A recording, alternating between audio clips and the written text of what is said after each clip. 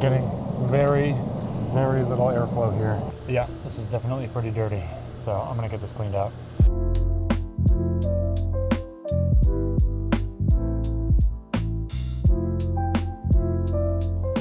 So this customer got a brand new dryer and it's not drying the clothes properly. The technician told them that the problem is likely a blockage in the vent. So the customer has already tried to clean it themselves. They bought the kit from Lowe's, they ran the brush up and then reconnected the dryer, but the dryer still is not evacuating the moisture out of the machine. Instead, all of that condensation is staying inside of the machine and the clothes are not getting dry in a timely manner. So I'm gonna go in there, take a look, see what's going on, get it cleaned out so they can use their dryer again.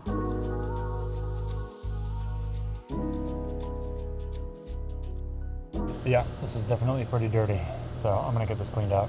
I'm getting very, very little airflow here.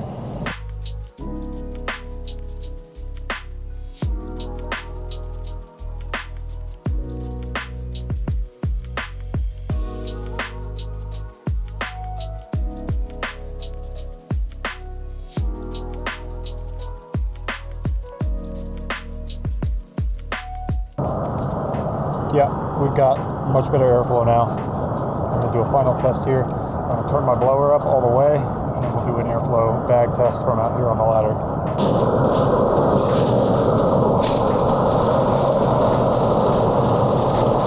I'd say that's good airflow. What do y'all think?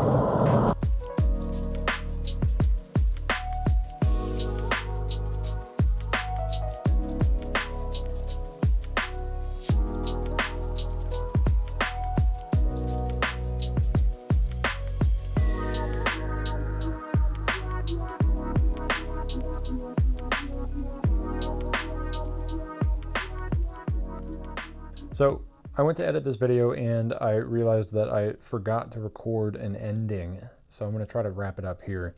That vent was less than 20 feet long, but it was pretty close. It was probably like 18 or 19 feet.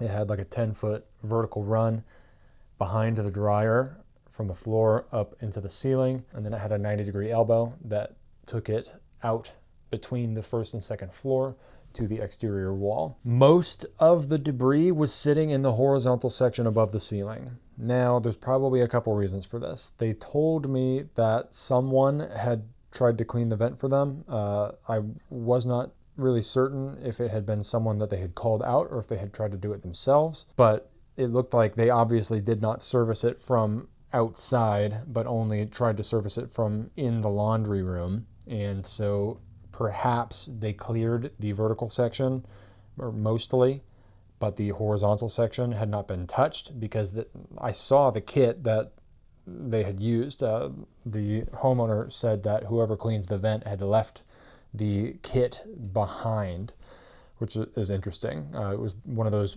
fiberglass rod kits that they sell at Lowe's. I suspect that when they ran the kit, they ran it up to the 90-degree elbow and then they couldn't get it to turn through that 90-degree elbow, and so they just stopped trying.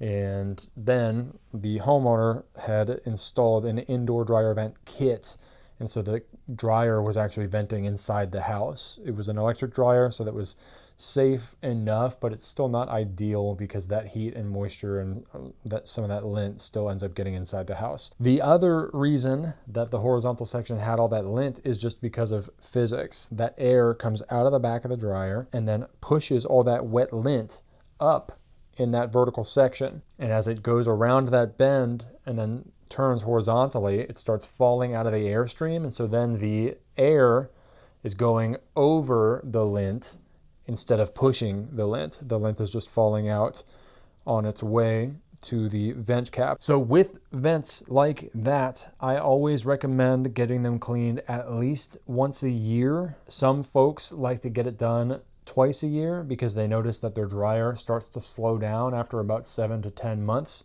And so if you're in Austin and you're having trouble with your dryer, or you're getting a D80 code or anything like that, and you want your dryer vent inspected or cleaned, give me a call.